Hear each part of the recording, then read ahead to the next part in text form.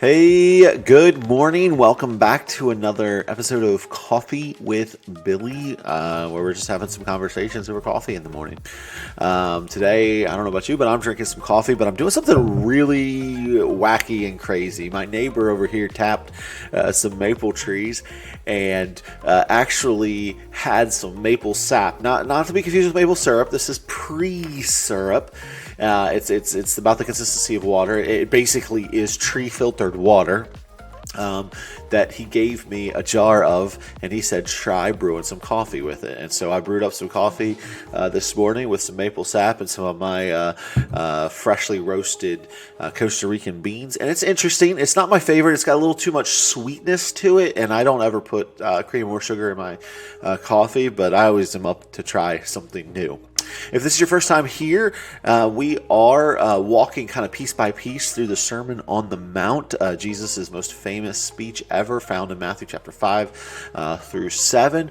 And we started with the Beatitudes, called that based on the Latin word beati, which means to be happy or people to be congratulated. And Jesus makes this list of people to be congratulated or people who should be happy.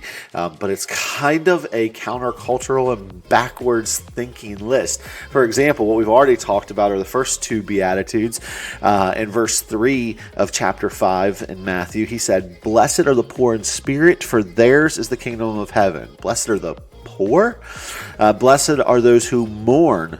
Say what? For they will be comforted. But then Jesus wasn't done. This is what he said next, and what we're going to talk about today.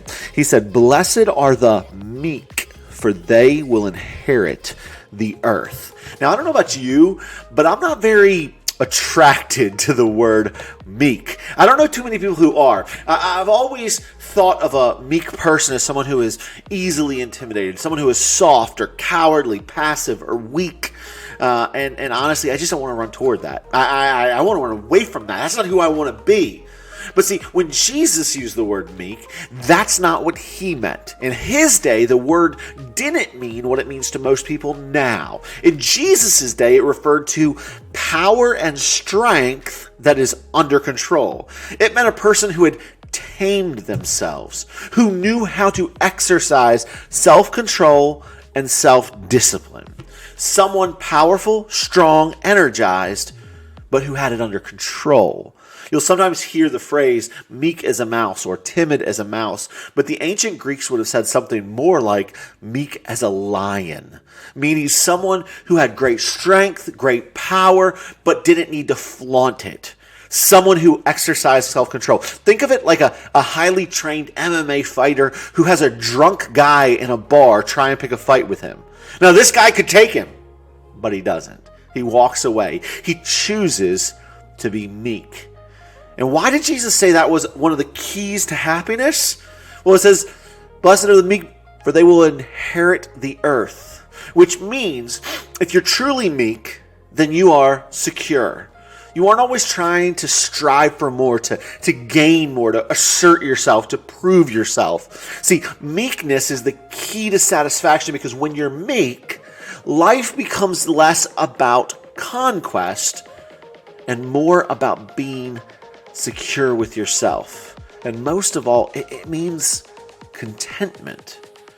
But let's face it, if we were to take a crack at writing our own set of Beatitudes, we begin each one with the words, "if only," right? We would say things like, "If only I had that car, if only I had that job, if only I could find that wife or that husband, if only I had more money, then I'd be happy." But that's not how Jesus writes. In fact, you'll never find "if only" in Jesus' vocabulary, because that isn't the key to happiness. See, he says, happy are the ones, blessed are the ones, to be congratulated are the ones who are meek, which is being secure and content with who you are and with what you have. All right, guys, I'll catch you next time.